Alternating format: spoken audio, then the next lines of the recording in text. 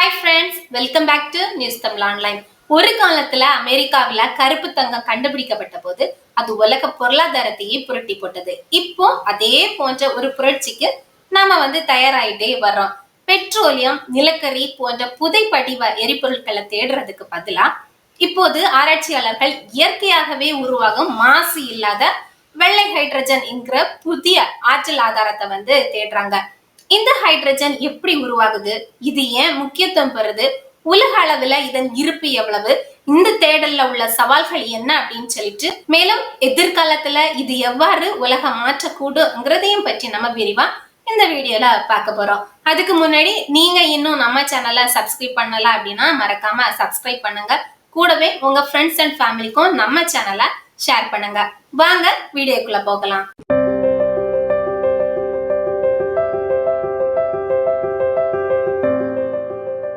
வெள்ளை ஹைட்ரஜன் ஒரு புதிய ஆற்றல் ஆதாரம். பூமியின் ஆழத்துல மனிதர்களின் தலையீடு இல்லாம இயற்கையாகவே இது உருவாகுது. இத இயற்கை ஹைட்ரஜன் அல்லது புவியியல் ஹைட்ரஜன், ஜியாலஜிக்கல் ஹைட்ரஜன் அப்படின்னு சொல்லிட்டு அழைப்பாங்க. இது எப்படி உருவாகுது அப்படின்னு சொல்லிட்டு தெரியுமா? பூமியின் ஆழத்துல இரும்பு சத்து நிறைந்த பாறைகள், உதாரணமா ஒலிவின் பாறைகள் தண்ணீருடன் வினை புரியும் போது சர்பென்டினேஷன் என்கிற ஒரு புவியியல் வேதியியல் செயல்முறை நடக்குது. இந்த செயல்முறையில தான் இந்த ஹைட்ரஜன் வாயு உருவாகுது. இந்த ஹைட்ரஜன் வாயு பூமியின் அடுக்குகள்ல உள்ள விரிசல்கள் மற்றும் நுண்ணிய துளைகள் வழியாக மேல்நோக்கி நகரும். இந்த ஹைட்ரஜன் வாயு பூமியின் மேற்பரப்பை அடைந்து வளிமண்டலத்துல கலக்கும். ஆனா சில குறிப்பிட்ட இடங்கள்ல இந்த வாயு மேல் நோக்கி வரும்போது அதுக்கு மேல ஒரு ஊடுருவ முடியாத பாறை அடுக்கு இருக்கலாம். இந்த பாறைகள் தண்ணீரோ இல்ல அப்படின்னா வாயுவோ உள்ள நுழைய முடியாத அளவுக்கு மிகவும் அடர்த்தியா இருக்கும். ஊடுருவ முடியாத பாறைகளுக்கு எடுத்துக்காட்டுகள் எது அப்படின்னு சொல்லிட்டு பார்த்தோம் அப்படின்னா உப்பு பாறைகள். உப்பு ஒரு களிமண் போல மென்மையாக இருந்தாலும் வாயுக்கள் வெளியேற முடியாத அளவுக்கு இறுக்கமா இருக்கும். மற்றும் ஷெல் பாறைகள், இவை களிமண் மற்றும் பிற கனிமங்களால் ஆன ஒரு வகை பாறை. இதன் நுண்ணிய அமைப்பு வாயுவை வெளியேற விடாது. இந்த ஊடுருவ முடியாத பாறை அடுக்கு ஒரு மூடி போல செயல்படுது. இதனால மேல செல்ல முடியாம தடுத்து நிறுத்தப்படும் ஹைட்ரஜன் வாயு அந்த பாறைக்கு அடியில ஒரு பெரிய நீர்த்தேக்கம் போல சேருது. இந்த நீர்த்தேக்கம் தான் நாம தேடி வரும் வெள்ளை ஹைட்ரஜன் வளம். எண்ணெய் மற்றும் எரிவாயுவை போலவே இந்த நீர்த்தேக்கங்கள்ல இருந்துதான் ஹைட்ரஜனை வணிக ரீதியா எடுக்க முடியும். ஏன் இந்த ஹைட்ரஜன் இவ்வளவு முக்கியத்துவம் பெறுது அப்படின்னு சொல்லிட்டு பார்த்தோம் அப்படின்னா, இது எரியும் போது எந்த விதமான கார்பன் உமிழ்வுகளையும் வெளியிடுறது கிடையாது. அதாவது ஜீரோ எமிஷன். சுற்றுச்சூழலுக்கு உகந்தது. பெட்ரோல், டீசல் அல்லது நிலக்கரி போன்ற புதைப்படிவ எரிபொருட்கள் எரியும் போது அவை carbon di oxide, nitrogen oxide மற்றும் சல்பர் டை ஆக்சைடு போன்ற நச்சு வாயுக்களை வெளியிடுகின்றன. இந்த வாயுக்கள் தான் காலநிலை மாற்றம், புவி வெப்பமயமாதல் மற்றும் சுற்றுச்சூழல் மாசுபாடு ஆகியவற்றுக்கு முக்கியமான காரணமாக இருக்கின்றன. ஆனா ஹைட்ரஜன் வாயுவை எரிக்கும் போது அது ஆக்சிஜனுடன் வினை புரிந்து தண்ணீரை மட்டும்தான் துணை பொருளா வெளியிடுது. வேற எந்த விதமான கார்பன் உமிழ்வுகளும் வெளியிடப்படுவதில்லை. இதன் காரணமாக இது சுற்றுச்சூழலுக்கு எந்த வித தீங்கையும் விளைவிப்பதில்லை. கருப்பு தங்கம்னா என்னன்னு பார்க்கலாம். 1859 அமெரிக்காவின் பென்சில்வேனியா மாகாணத்துல உள்ள டைட்டஸ் வில்லேங்கிற இடத்துல எட்வின் ட்ரேக் என்கிறவர் ஒரு வெற்றிகரமான முறையில பூமியில இருந்து எண்ணெய வெளியில எடுத்தாரு. இத கருப்பு தங்கம் அப்படின்னு சொல்லிட்டு சொன்னாங்க. இந்த எண்ணெய கருப்பு தங்கம் அப்படின்னு சொல்லிட்டு சொல்றதுக்கு பல காரணங்கள் இருந்துச்சு. எண்ணெய் கருப்பு நிறத்துல இருப்பதால அதன் நிறத்தையும் தங்கத்தின் மதிப்பையும் இணைத்து இத கருப்பு தங்கம் அப்படின்னு சொல்லிட்டு அழைக்கப்பட்டது. தங்கம் ஒரு விலைமதிப்பற்ற உலோகம். அது போல கச்சா எண்ணெய் பூமியில மிகவும் அரிதாகவும் அதிக தேவை கொண்டதாகவும் இருந்தது. அது வெட்டி எடுக்கப்பட்ட பிறகு அதை சுத்திகரித்து பெட்ரோல், டீசல், மண்ணெண்ணெய் என பல பயனுள்ள பொருட்களாக மாற்ற முடியும். இந்த பொருட்கள் அனைத்துமே பெரும் பொருளாதார மதிப்பை உருவாக்கின. மேலும் எண்ணெய் வளங்களை கண்டுபிடித்த நிறுவனங்களும் நாடுகளும் மிகப்பெரிய அளவில் செல்வம் மற்றும் அதிகாரத்தை பெற்றன. எண்ணெய் வளங்கள் ஒரு நாட்டின் பொருளாதார வளர்ச்சிக்கு மிக முக்கியமானது. அது மட்டும் இல்லாம எண்ணெய்க்காக நாடுகள் போரிடவும் ஒப்பந்தங்கள் செய்யவும் தயங்கல. இரண்டாம் உலக போருக்கு பிந்தைய உலகில எண்ணெய் அரசியல் ஒரு முக்கிய சக்தியா மாறியது. எட்வின் ட்ரேக்கின் கண்டுபிடிப்பு உலகம் முழுவதும் ஒரு பெரிய எண்ணெய் வேட்டையை தூண்டியது. இதன் விளைவாக பெட்ரோலியம் நமது அன்றாட வாழ்க்கையின் ஒரு அங்கமாக மாறியது. உலகம் முழுவதும் போக்குவரத்து, மின் உற்பத்தி, தொழிற்சாலைகள் மற்றும் பல துறைகள் எண்ணெய் சார்ந்தே இயங்கின. இப்போதும் அதே போன்ற ஒரு பெரிய புரட்சிக்கு தான் நாம தயாராயிட்டே வரோம். புதைப்படிவ எரிபொருட்களை தேடுறதுக்கு பதிலா இப்போது ஆராய்ச்சியாளர்கள் இயற்கையாகவே உருவாகும் மாசு இல்லாத ஹைட்ரஜனை தேடுறாங்க. இதுவும் ட்ரைகோட கண்டுபிடிப்பு போலவே ஒரு புதிய ஆற்றல் யுகத்தை தொடங்கலாம் அப்படின்னு சொல்லிட்டு நம்பப்படுது. சப்போஸ் இந்த வெள்ளை ஹைட்ரஜன் கிடைப்பது உறுதியாச்சு அப்படின்னா அது உலக பொருளாதாரத்தின் திசையையே மாற்றும் திறன் கொண்டது. ஏன் அப்படின்னா இது ஏற்கனவே இருக்கும் எண்ணெய் மற்றும் எரிவாயு துறையின் உள்கட்டமைப்புடன் மிகவும் பொருந்தக்கூடியது. அதாவது எண்ணெய் கிணறுகள் தோன்றது, அதை குழாய்கள் மூலம் கொண்டு செல்வது போன்ற தொழில்நுட்பங்கள் ஹைட்ரஜனுக்கும் ஓரளவு பொருந்தும். நெக்ஸ்ட் ஹைட்ரஜனோட வகைகளை நம்ம டீட்டெயிலா பார்க்கலாம். இப்போ நாம பயன்படுத்தும் ஹைட்ரஜனின் பெரும்பாலான அளவு சுற்றுப்புற சூழலுக்கு மாசு ஏற்படுத்தும் முறைகள்ல தான் தயாரிக்கப்படுது. பொதுவாக ஹைட்ரஜனை நிறங்களின் பேரால குறிப்பிடுறாங்க. ஃபர்ஸ்ட் ஒன் சாம்பல் ஹைட்ரஜன். இது மிகவும் பொதுவாக பயன்படுத்தப்படும் வகை. மீத்தேன் போன்ற இயற்கை எரிவாயு அல்லது நிலக்கரியை எரித்து ஹைட்ரஜன் தயாரிக்கப்படுது. இந்த முறையில நிறைய கார்பன் டை ஆக்சைடு வாயு வெளியாகும்.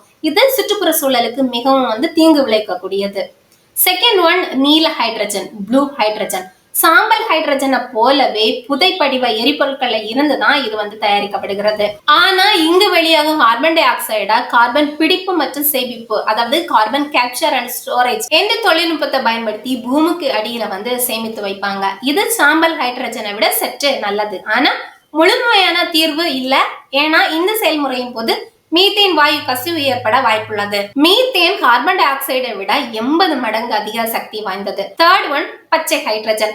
இது முற்றிலும் தூய்மையான ஹைட்ரஜன். சூரிய ஒளி, காற்றாலை போன்ற புதுப்பிக்கத்தக்க ஆற்றல்களை பயன்படுத்தி தண்ணீரை ஹைட்ரஜன் மற்றும் ஆக்சிஜனா பிரித்து, அதாவது எலக்ட்ரோலிசிஸ் பண்ணி இது தயாரிக்கப்படுகிறது. இது சுற்றுப்புற சூழலுக்கு உகந்ததுதான். ஆனா இதன் உற்பத்தி செலவு ரொம்ப அதிகம். இதுதான் இதுல உள்ள முக்கியமான பிரச்சனை.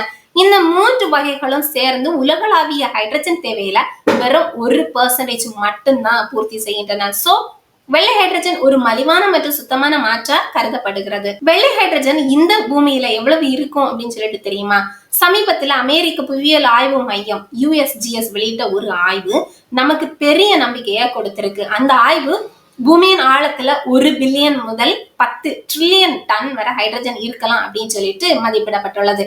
இதுல சுமார் 5.6 ட்ரில்லியன் டன் ஹைட்ரஜன் பெரிய நிலத்தடி நீர்த்தேக்கங்கள்ல இருக்கலாம் அப்படின்னு சொல்லிட்டு அவங்க கருதுறாங்க. இது எவ்வளவு பெரிய அளவுங்கிறத நீங்களே புரிந்து கொள்ள வேண்டும். இந்த 5.6 ட்ரில்லியன் டன் ஹைட்ரஜன்ல வெறும் 2% மட்டுமே நம்ம மீட்க முடிந்தா கூட இது உலகின் ஹைட்ரஜன் தேவைய 200 ஆண்டுகளுக்கு பூர்த்தி செய்யும் அப்படின்னு சொல்லிட்டு சொல்றாங்க. மேலும் பூமியில இதுவரை கண்டறியப்பட்ட அனைத்து இயற்கை எரிவாயு இருப்புகளை விட இது 2 மடங்கு அதிக ஆற்றலை கொண்டிருக்கும்.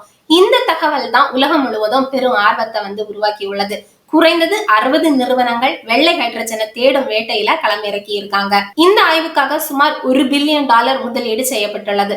பிரான்சை சேர்ந்த புவி வேதியியலாளர் எரிக் கவுச்சர் என்கிறவர் ட்ரேக்கின் எண்ணெய் கண்டுபிடிப்பு எப்படி ஒரு புதிய யுகத்தை தொடங்கியதோ அதே போல ஒரு வணிக ரீதியான பயனுள்ள ஹைட்ரஜன் நீர்த்தேக்கம் கண்டுபிடிக்கப்பட்டா அதுவும் ஒரு புதிய ஆய்வு யுகத்தை தொடங்கும் அப்படின்னு சொல்லிட்டு சொல்றாரு. அவர் மேலும் அடுத்த 3 அல்லது 4 ஆண்டுகள்ல ஒரு பெரிய கண்டுபிடிப்பு நிகழும் அப்படின்னு சொல்லிட்டு நம்புறாரு. எண்ணெய் எப்படி கடந்த காலத்துல ஒரு முக்கிய பங்கு வகித்ததோ அதே போல இயற்கை ஹைட்ரஜனும் ஒரு முக்கிய பங்கு வகிக்க வேண்டும் என்கிறதுதான் என் கனவு அப்படின்னு சொல்லிட்டு அவரு சொல்றாரு. ஃபர்ஸ்ட் டைம் வெள்ளை ஹைட்ரஜனை எங்க கண்டுபிடிச்சாங்க அப்படின்னு சொல்லிட்டு பார்த்தோம் அப்படின்னா 1987ஆம் ஆண்டு மேற்கு ஆப்பிரிக்காவில உள்ள மாலி நாட்டுல பௌரெக் புகோ என்கிற கிராமத்துல ஒரு அதிசயம் நடந்துச்சு. ஒரு தொழிலாளி தண்ணீர் தேடி ஒரு கிணறு தோண்டிட்டே இருந்த போது அவர் புகைத்த சிகரெட்டால ஒரு சிறிய வெடிப்பு ஏற்பட்டுச்சு. கிணற்றுக்குள்ள இருந்த அந்த தூய ஹைட்ரஜன் வாயு தான் அந்த வெடிப்புக்கு காரணம். இப்படித்தான் ஃபர்ஸ்ட் டைம் வெள்ளை ஹைட்ரஜனை கண்டுபிடிச்சாங்க. இப்போது அந்த கிராமத்துல உள்ள மின்சார உற்பத்திக்கு அந்த ஹைட்ரஜன் பயன்படுத்தப்படுகிறது. அதாவது இந்த கண்டுபிடிப்பை தொடர்ந்து அந்த ஹைட்ரஜனை பயன்படுத்தி மின்சார உற்பத்தி செய்யும் திட்டம் தொடங்கப்பட்டது. கிணற்றுல இருந்து எடுக்கப்பட்ட ஹைட்ரஜன் வாயுவா ஒரு ஜெனரேட்டருக்குள்ள செலுத்தப்பட்டு மின்சாரமாக மாற்றப்பட்டது. இந்த மின்சாரம் பௌரெக் புகோ கிராமத்துல உள்ள வீடுகள் மற்றும் தெரு விளக்குகளுக்கு மின்சாரம் வழங்க பயன்படுத்தப்படுகிறது. இதுதான் வெள்ளை ஹைட்ரஜன் நேரடியா பயன்படுத்தப்பட்ட முதல் உதாரணம். இது ஒரு பெரிய கண்டுபிடிப்பு இல்ல, ஆனா அது வெள்ளை ஹைட்ரஜன் இருப்பதை உறுதிப்படுத்திய ஒரு முக்கியமான நிகழ்வு அப்படின்னு சொல்லிட்டு சொல்லலாம். வெள்ளை ஹைட்ரஜனை கண்டறிவதில் உள்ள சவால்கள் என்ன அப்படின்னு சொல்லிட்டு பார்த்தோம் அப்படின்னா ஹைட்ரஜன் ஒரு நிறமற்ற, மணமற்ற, சுவையற்ற வாயு. சோ அதை தேடி கண்டறிவது ரொம்ப கஷ்டம். இந்த விஷயத்துல பெட்ரோலியம் எளிதானது. ஏன்னா பெட்ரோலியம் ஒரு கருமையான திரவம், மேலும் அதுக்கு ஒரு தனித்துவமான வாசனை உண்டு. புவியியலாளர்கள் வெள்ளை ஹைட்ரஜனை கண்டறிய ஒரு புதிய வழியா கண்டுபிடிச்சிருக்காங்க. ஆல்ப்ஸ், இமயமலை போன்ற மலைத்தொடர்கள் வெள்ளை ஹைட்ரஜன் இருப்பதற்கான சாத்தியமான இடங்களாக அடையாளம் காணப்பட்டுள்ளன. பிகாஸ் இந்த பகுதிகளில் பூமிக்கு அடியில இரும்பு சத்து நிறைந்த பாறைகள் மேற்பரப்புக்கு அருகில இருக்கலாம். இன்னொரு பெரிய சவால் நுண்ணுயிர்கள் தான். டொராண்டோ பல்கலைக்கழகத்தை சேர்ந்த பேராசிரியர் பார்பரா ஷெர்வுட் லோலர் என்ன சொல்றாரு அப்படின்னா, நிலத்தடி நுண்ணுயிர்கள் ஹைட்ரஜனை மிக விரைவா உண்ணுங்கிறது நமக்கு தெரியும். இதனால ஹைட்ரஜன் சேமிக்கப்பட்டிருக்கும் நீர்த்தேக்கங்கள் இந்த நுண்ணுயிர்கள் இல்லாத சூழல்ல இருக்கணும் அப்படின்னு சொல்லிட்டு அவரு சொல்றாரு. இது ஆய்வை இன்னும் கடினமாக்குது.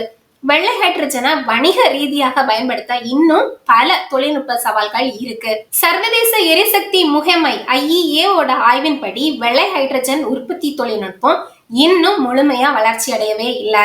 பிரான்ஸ் கிரெனோபில் ஆல்ப்ஸ் பல்கலைக்கழகத்தின் பேராசிரியர் லாரன் ட்ரூச் என்ன சொல்றாரு அப்படின்னா, நிலத்தடி நீர்த்தேக்கங்கள்ல இருந்து எடுக்கப்படும் ஹைட்ரஜன் மீண்டும் விரைவாக உருவாகிறதாங்கிறது நமக்கு தெளிவா தெரியல. அதன் உற்பத்தி விகிதம் நம்ம எதிர்பார்க்கிறத விடவும் மிக மெதுவா இருக்கலாம் அப்படின்னு சொல்லிட்டு அவரே சொல்றாரு. மேலும் கிடைக்கும் ஹைட்ரஜன் ரொம்ப அரிதாகவே தூய்மையாக இருக்கு அப்படின்னு சொல்லிட்டு அவரு சொல்றாரு. பல கண்டுபிடிப்புகள் கரைந்த வாயுவாகவே உள்ளன. அதை தொழில்துறைக்கு உகந்த வகையில பிரித்தெடுக்கிறதுங்கிறது ரொம்ப கஷ்டம் அப்படின்னு சொல்லிட்டு அவர் சொல்றாரு.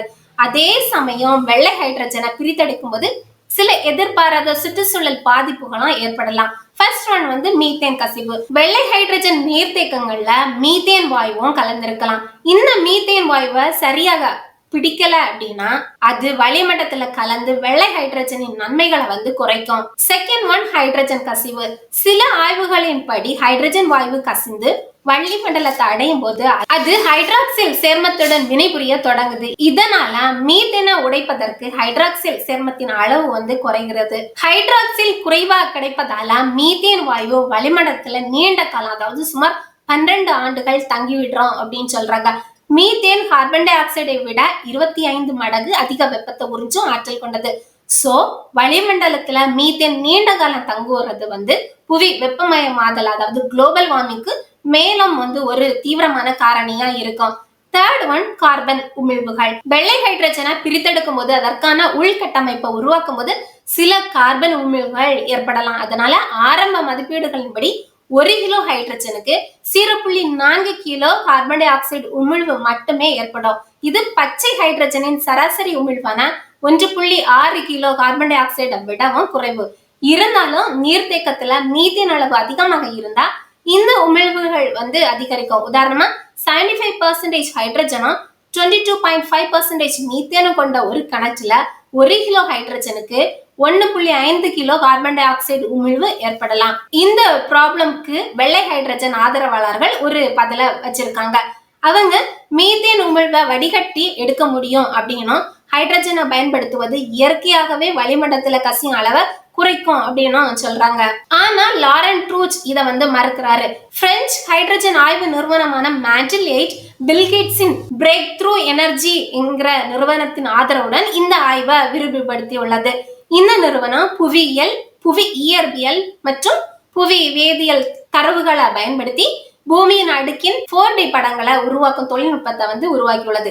இந்த தொழில்நுட்பம் ஹைட்ரஜன் நீர்த்தேக்கங்களை துல்லியமாக கண்டறிய உதவும். இந்த தொழில்நுட்பத்தை பயன்படுத்தி ஐரோப்பாவின் நம்பிக்கை தரக்கூடிய 12 இடங்களை மேண்டிலேட் நிறுவனம் கண்டறிந்துள்ளது. 2030க்கு உள்ள 10 மில்லியன் டன் ஹைட்ரஜன் இருப்புகளை அடைய இலக்கும் வைத்துள்ளதாக அந்த நிறுவனம் தெரிவித்துள்ளது. மேண்டிலேட் நிறுவனத்தின் தலைமை நிர்வாகி இமானுவேல் மஸ்னி 2028ல ஆய்வு துளையிடல தொடங்க திட்டமிட்டிருக்கிறாரு. மேலும் 2030க்கு உள்ள 1 கிலோ ஹைட்ரஜனை வெறும் $0.80, அதாவது சுமார் 65 ரூபாய் இந்திய மதிப்பு விலையில உற்பத்தி செய்ய இலக்கம் வச்சிருக்காரு. இது மற்ற ஹைட்ரஜன் வகைகளை விடவும் மிகவும் மலிவானது. சில ஆராய்ச்சியாளர்கள் நிலத்தடி இரும்பு சத்து நிறைந்த பாறைகள்ல தண்ணீரை செலுத்தி ஹைட்ரஜன் உற்பத்தியை தூண்ட முயற்சிக்கிறாங்க. இந்த முறைக்கு உருவாகும் ஹைட்ரஜனை ஆரஞ்சு ஹைட்ரஜன் அப்படின்னு சொல்லிட்டு சொல்றாங்க. சோ ஃபைனலி வெள்ளை ஹைட்ரஜன் பெட்ரோலியம் போன்ற புதை வடிவ எரிபொருட்களுக்கு ஒரு சிறந்த மாற்றாக இருக்கலாம்ங்கிறதுல சந்தேகமே இல்லை. இது விமான போக்குவரத்து, கப்பல் போக்குவரத்து மற்றும் எஃகு உற்பத்தி போன்ற மின்மயமாக்கல் கடினமான தொழில்களுக்கு ஒரு தீர்வா அமையும். வியாசெஸ்லாவ் ஸ்கோனிக் போன்ற ஆய்வாளர்கள் இது புதைப்படிவ எரிபொருள் துறைய தூய்மையான எரிசக்தி துறைக்கு மாற்றுவதற்கு ஒரு அற்புதமான வாய்ப்பு அப்படின்னு சொல்லிட்டு சொல்றாங்க. ஆனா ஒரே இரவுல இந்த மாற்றம் எல்லாம் நடக்காது. ஒரு பெரிய கண்டுபிடிப்பு நிகழ்ந்தாலும் கூட அத தொழில்துறை அளவுல கொண்டு வர இன்னும் பல ஆண்டுகள் ஆகும். சோ உலகளாவிய காலநிலை இலக்குகளை அடைய வெள்ளை ஹைட்ரஜனை மட்டுமே நம்பி இருக்க முடியாது. இருந்தாலும் இந்த ஆய்வுக்கான பந்தயம் தொடங்கியாச்சு. மாலி கிராமத்துல ஒரு சிறிய வெடிப்பா தொடங்கிய இந்த தேடல் உலகளாவிய ஆற்றல் மாற்றத்துல ஒரு பெரிய பங்கை கொண்டு வரக்கூடும். இறுதியா ஒன்று மட்டும் நிச்சயம், பூமிக்கு அடியில பிரித்தெடுக்கக்கூடிய ஹைட்ரஜன் நீர்த்தேக்கங்கள் உள்ளனவா என்கிறது ஒரு உண்மையான அறிவியல் கேள்வி. அது நிரூபிக்கப்பட்டா அது எதிர்காலத்தின் உலக மாற்றும் என்கிறதுல எந்தவித சந்தேகமும் இல்ல. ஓகே ஃப்ரெண்ட்ஸ், அடுத்த வீடியோல இதை போல வேற ஒரு இன்ட்ரெஸ்டிங்கான டாபிக்கோட நான் உங்களை சந்திக்க வரேன். மறக்காம நம்ம வீடியோவை உங்க ஃப்ரெண்ட்ஸ் அண்ட் ஃபேமிலிக்கு ஷேர் பண்ணுங்க. நன்றி.